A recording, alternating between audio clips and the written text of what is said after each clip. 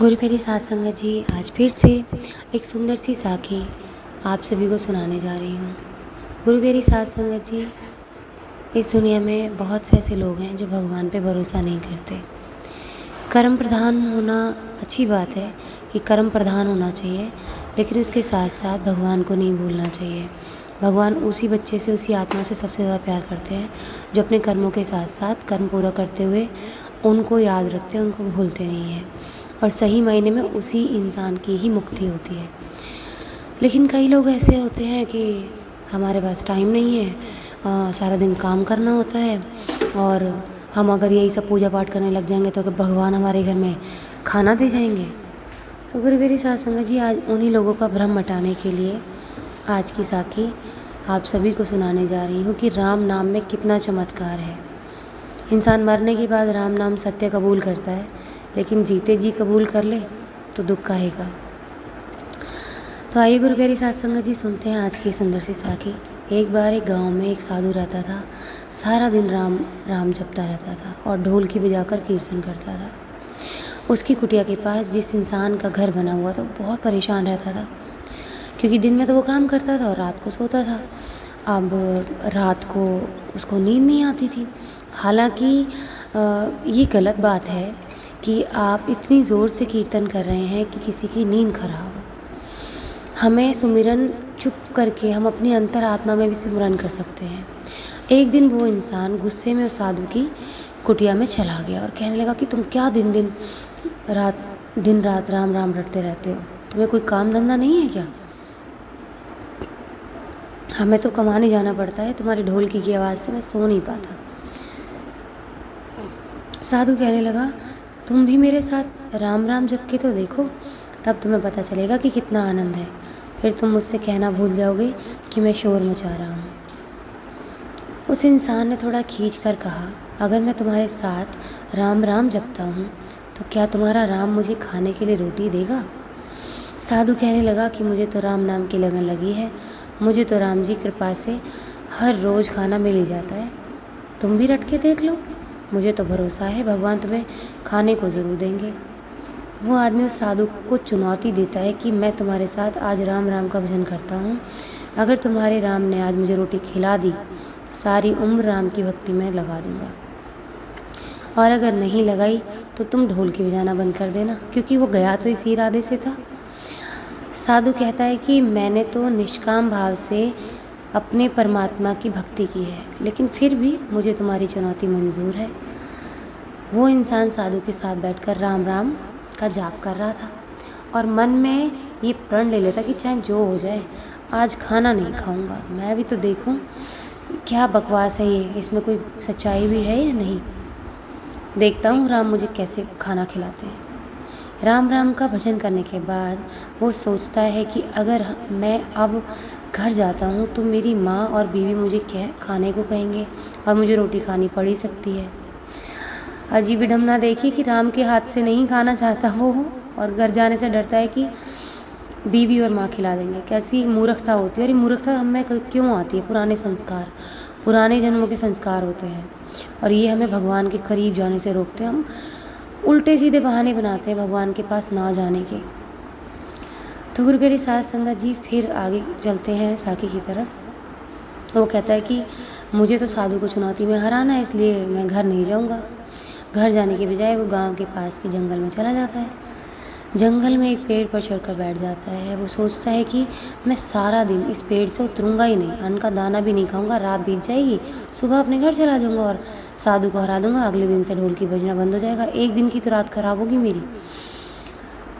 कुछ देर बाद उस जंगल से एक बंजारों की टोली गुजरती है। उन्हें भूख लगी होती है, तो बंजारों का सरदार कहता है कि आग जलाकर यहीं पे खाना बना के अब खाना खा के यहीं से बढ़ेंगे।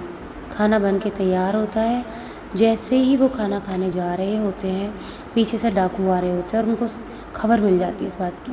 तो बंजारों का सरदार कहता है कि हमें ऐसे चले जाना चाहिए, नहीं तो डाकू हमारा जो भी है लूट कर ले जाएंगे। वो बंजारे खाना छोड़कर वहीं पर चल देते हैं। अब वो आदमी जो होता है पेड़ पर चढ़कर सब कुछ देख रहा होता है। अब गुरु प्यारी साध संगत जी, कुछ देर के बाद में डाकू वहाँ पहुँच जाते हैं। खाने को देखकर डाकू कहते हैं कि खुशबू तो बहुत अच्छी आ रही है, लेकिन ये खाना किसने बनाया है? बनाने के बाद खाया क्यों नहीं? कहीं किसी की चाल तो नहीं हमें फंसाने की? हो सकता है इस खाने में जहर हो। अब बुरा काम करने वाले को तो हमेशा डर ही लगता है ना, वो हर नई चीज़ में अपने फंसने की डर को महसूस करता है।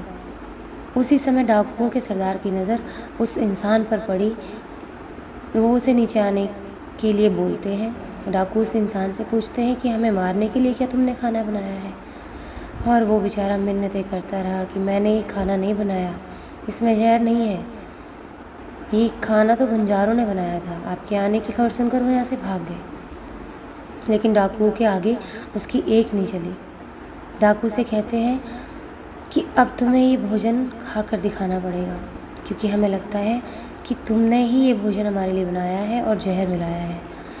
अब तुम ही सबसे पहले भोजन खाओगे। वो ज़िद पर अड़ा रहा, मैं ये खाना नहीं खाऊंगा और किसी कीमत पर नहीं खाऊंगा। अब तो डाकुओं का शक और गहरा हो गया। उन्होंने बंदूक निकाली और सिर पे तान के बोला कि अब तो तेरे को खाना पड़ेगा, नहीं तो गोली खाएगा। उसको साधु की बात याद आ गई और याद करते करते उसकी आंखों से आंसू बह रहे थे। उसने कहा था कि मेरा निश्चय है कि राम नाम जप लेगा तो राम तुझे खाना भी खिलाएंगे। उसके खाना खाने के बाद डाकुओं ने उसे छोड़ दिया। अब उसे विश्वास हो गया कि बंजारों को और डाकुओं को राम ने ही भेजा है। वो सीधा साधु की कुटिया में चला गया और जाकर उनके चरणों में प्रणाम किया और उन्हें सारी बात बताई। अब वो साधु से भी ज़्यादा उसे राम नाम की लगन लग गई। उसने अपना पूरा जीवन राम जी को समर्पित कर दिया।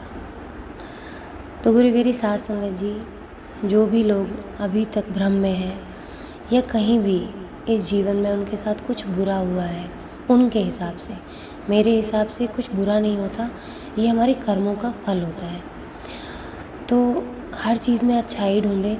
तो ये उन लोगों की सोच है कि हमारे साथ बुरा हो गया तो हम भगवान का नाम ही क्यों लें। वो भगवान से दूर हो जाते हैं और कहते हैं कि भगवान नाम की चीज़ होती नहीं, क्या उन्हें तरस नहीं आता अपनी औलाद पर?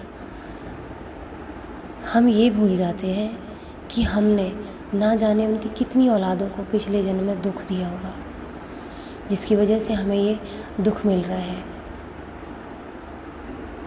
शुक्र करो कि उन्होंने हमारी भाषा में हमें नहीं समझाया। हमने जितने बुरे कर्म किए थे उतना बुरी सज़ा उन्होंने बुरे तरीके से हमें नहीं दी। रिश्तों में बांध के छाया में सज़ा देते हैं वो, कि हम फिर से वैसे काम न करें। तो इन खूबसूरत रिश्तों में जो हमारे कर्म बंधे हुए हैं उनको पूरा करें और भगवान पर विश्वास रखें, वो हर जगह है। और तुम्हारे जो कर्म पूरे होंगे ना, उसके बाद सीधा वो तुम्हें अपना लेंगे। बस तुम्हारी सफाई चल रही है अंदर से, जो तुम्हारी आत्मा मैली हो गई है। कभी ये ना सोचे कि भगवान का नाम हमें लेने से मिलेगा क्या, लालच है क्या? कोई माँ बाप से प्यार क्या लालच से करता है? क्या माँ अपने बच्चों से प्यार लालच से करती है? हाँ, हालांकि कलयुग में ऐसा हो गया है कि रिश्तों की अहमियत कुछ और हो गई है, मतलब के ही रिश्ते रह गए हैं। पर सही मायने में माँ और बच्चे का जो प्यार होता है ना, वही परमात्मा का और आत्मा का रिश्ता होता है। तो उस रब को ना भूलें, उस पर विश्वास रखें और अपना काम करते करते सुमिरन करते रहें। कोई एक्स्ट्रा टाइम निकालने की ज़रूरत है ही नहीं, बस मन के अंदर सुमिरन करते रहें।